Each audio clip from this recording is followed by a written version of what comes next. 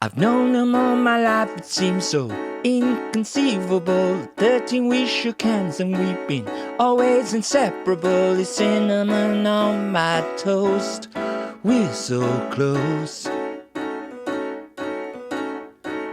That's not to say we haven't had our share of arguments. He's so unpredictable, he winks acknowledgements when I would rather he close his eye than push me aside.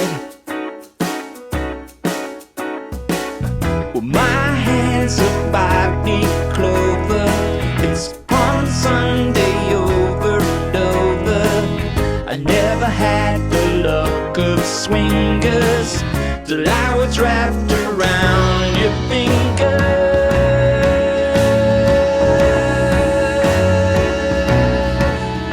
He's my best friend. He's my best friend. I'm his best friend. He's my best friend. You don't need a brain to have a stroke of genius or a beautiful girl to let down your curls. 'Cause growing up is hard enough when you're a powder keg for powder puffs. I never ask another on a date to the bar. He doesn't need a rubber sweater or alcohol, 'cause he gets tipsy from exchanging looks and a little misty reading sticky books. He's my best friend. He's my best friend. I'm his best friend. He's my best friend.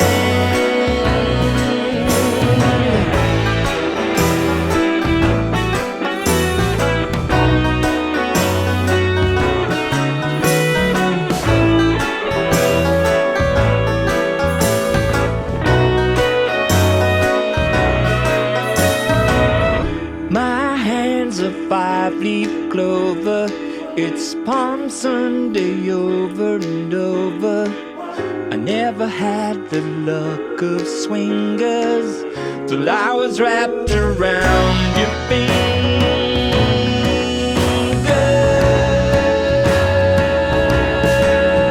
He's my best friend. We could hold hands around. He's my best friend. In the bedroom, a shower. He's my best friend.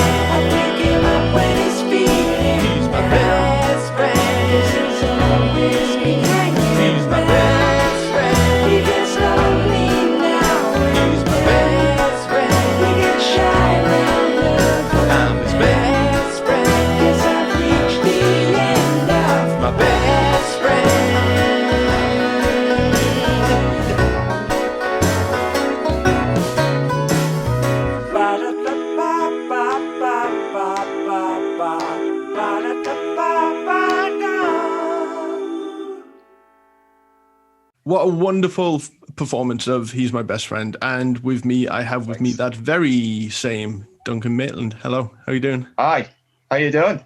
Nice to be here. I'm all right. Nice to be here in my room. Well, that's how, this is partly why Jellyfest has been put together in lieu of an actual festival. A genuine fest. A genuine fest, which, let's face it, no matter where we put it, I don't think enough people would be prepared to travel. I wonder. Yeah, true enough, I suppose.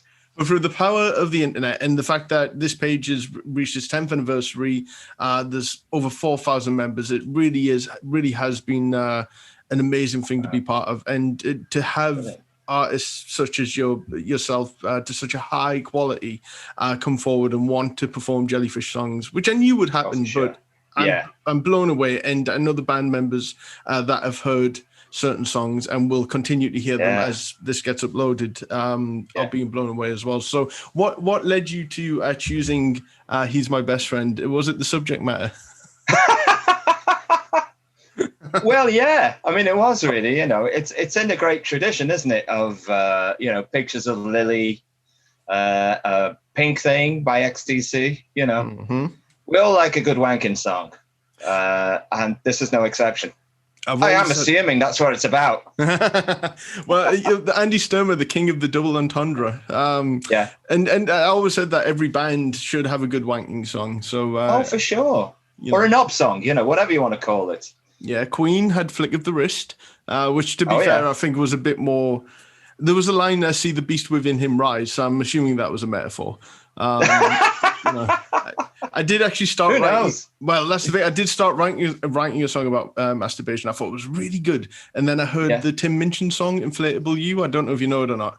It's about I don't know. Well, it's about a sex doll, and basically he took every joke that you could ever have, rhyming the word issue with tissue and all that kind of thing. And he did the lot. Did the lot.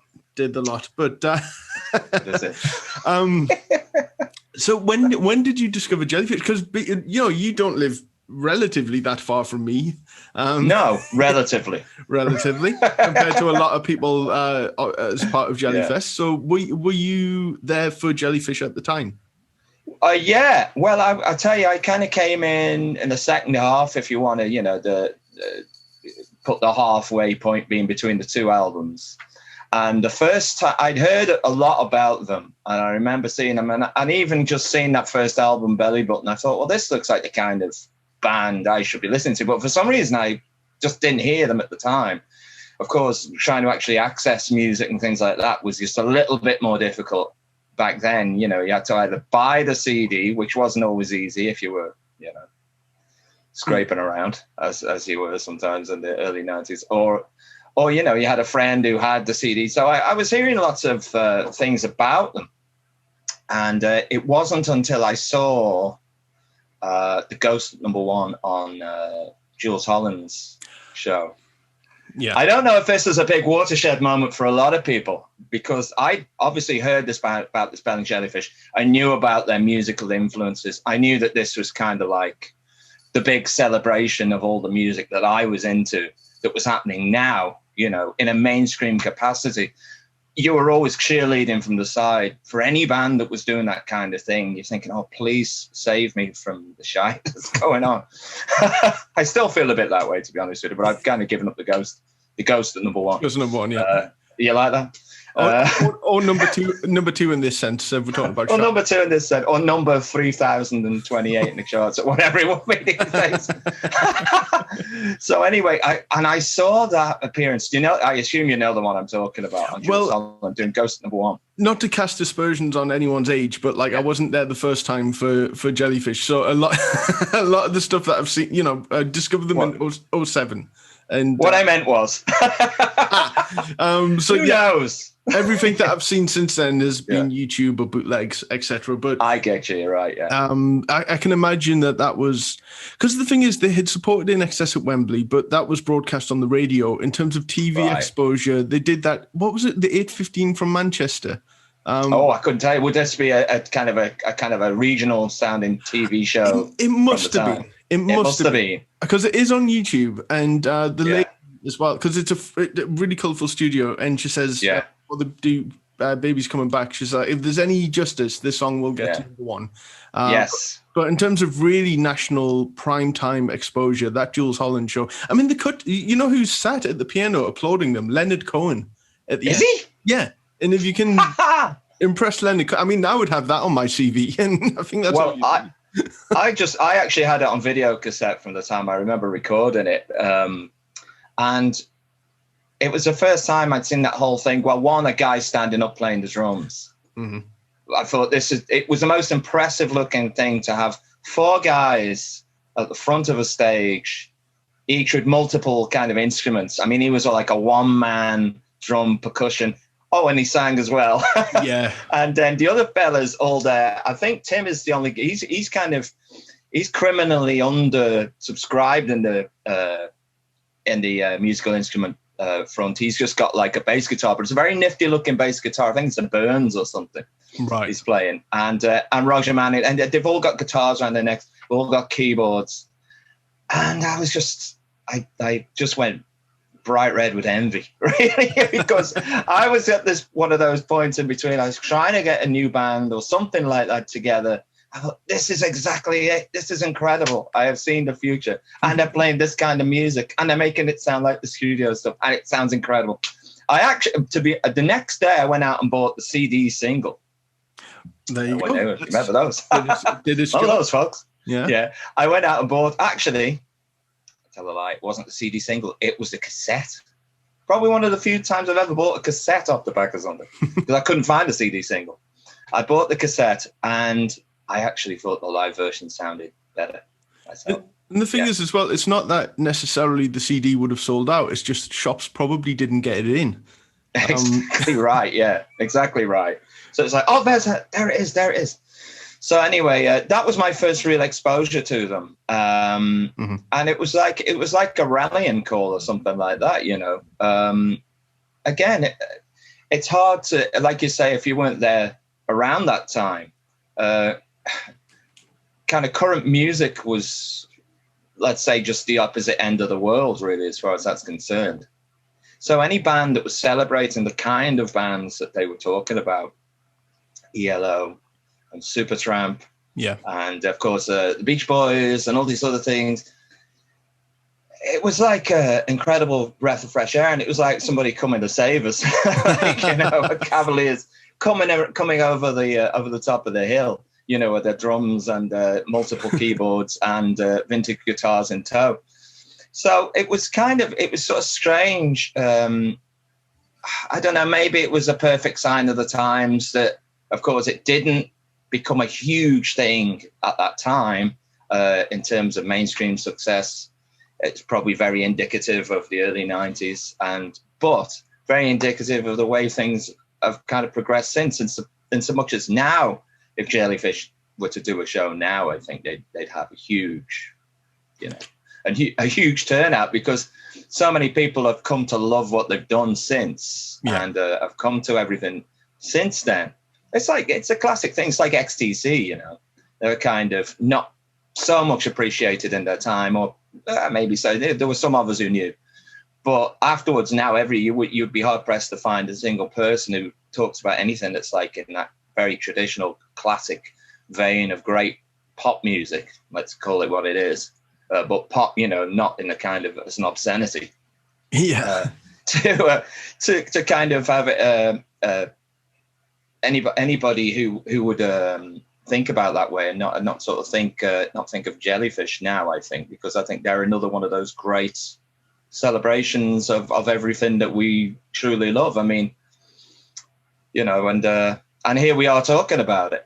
Yeah, it's been brilliant. And the thing is as well, you know, I've said it on other interviews, they're the band that influenced a lot of bands.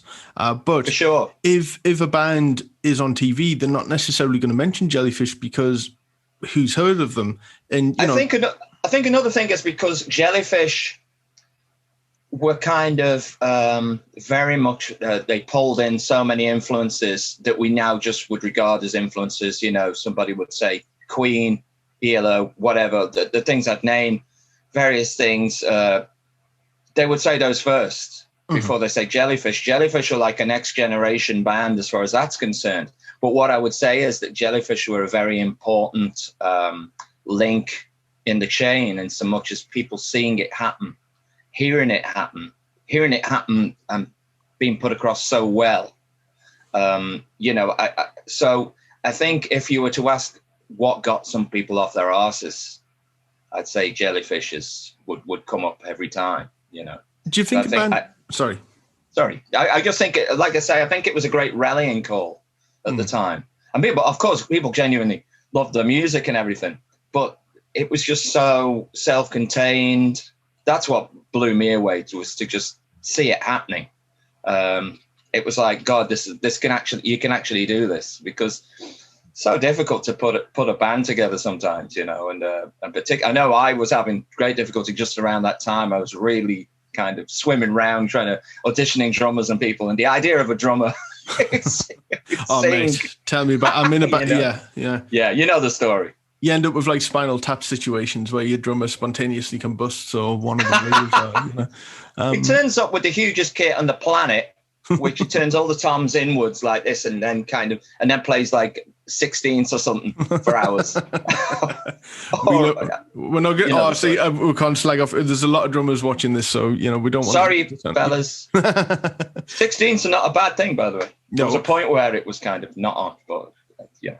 Okay. Do you think that if Jellyfish had come along just those couple of years later, during the height of like Britpop, which celebrated things from the 60s, specifically, do you think they may have stood more of a chance? No, I don't really. I think maybe if they'd have come earlier, to be honest, perhaps earlier. I think at that point there was lots of things that had moved really quickly. I think the Britpop thing was a little parochial and kind of more native towards the kind of English, British, whatever you want to call it, pop music.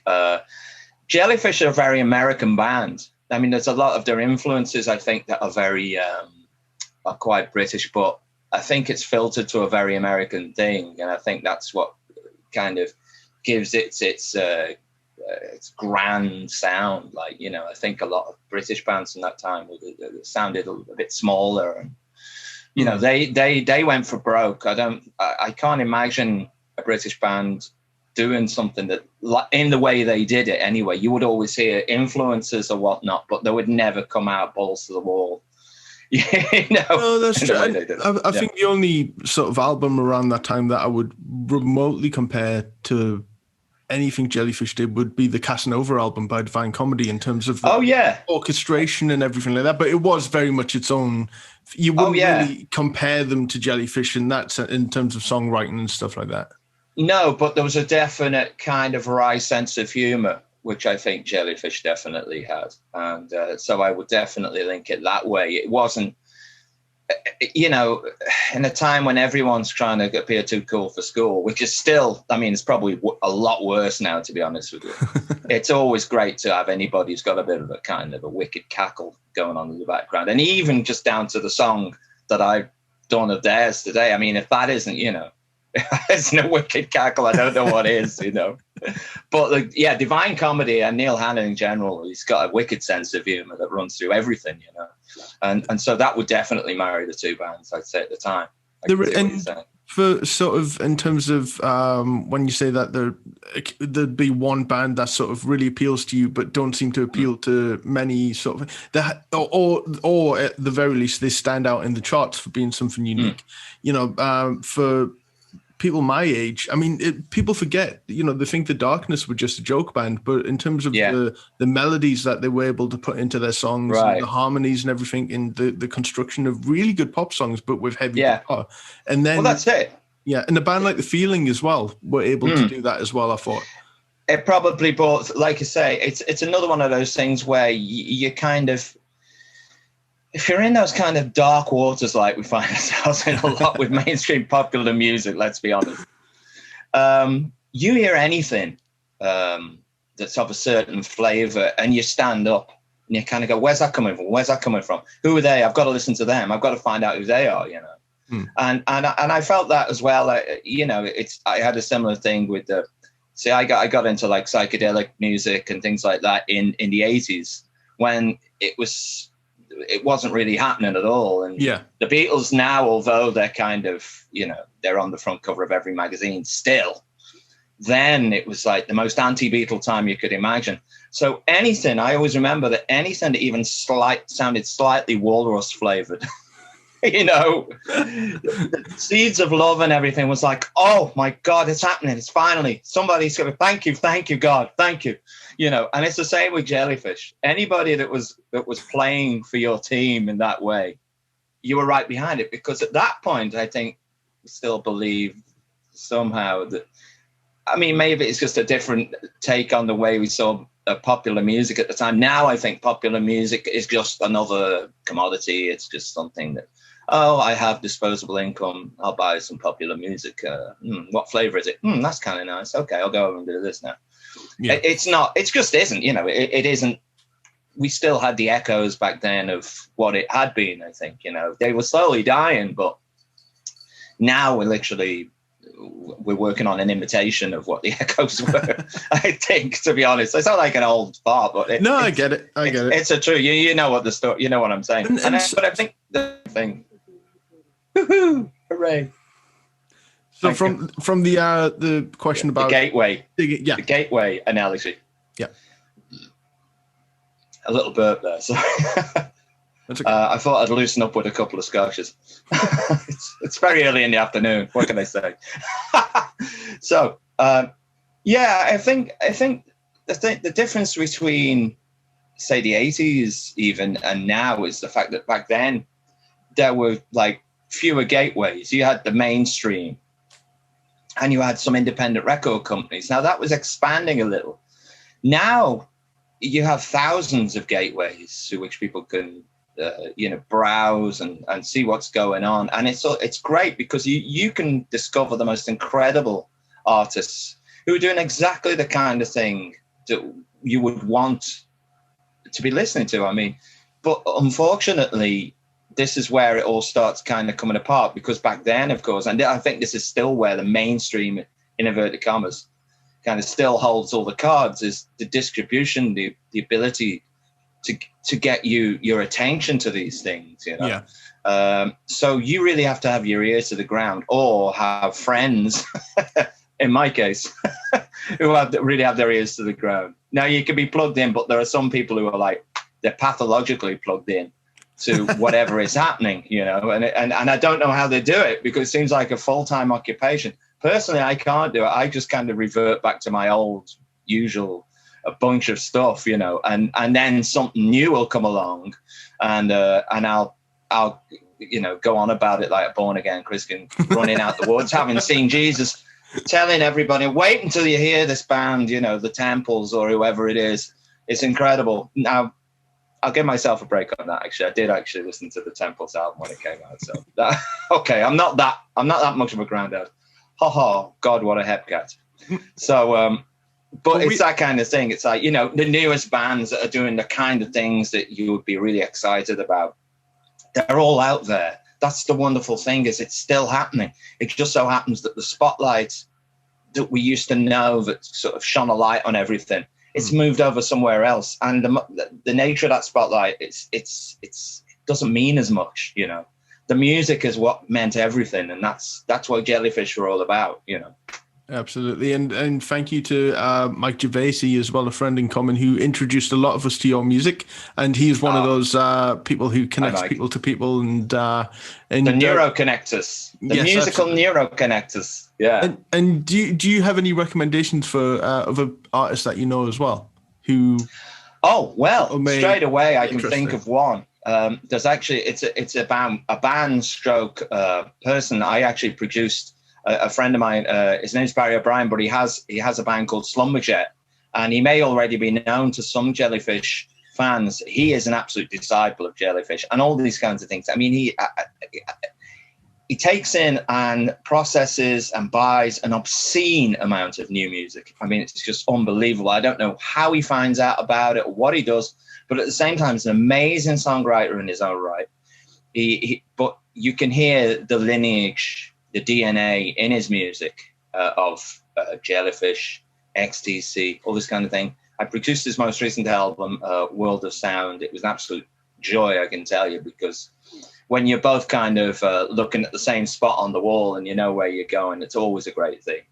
And he's brilliant. I think anybody who's particularly interested in Jason Faulkner's output after Jellyfish as well, really check out Slumberjet. I would point you right at them. High praise indeed. High praise indeed. So where can people find your music? And there will be a thing on the screen. Now, a thing?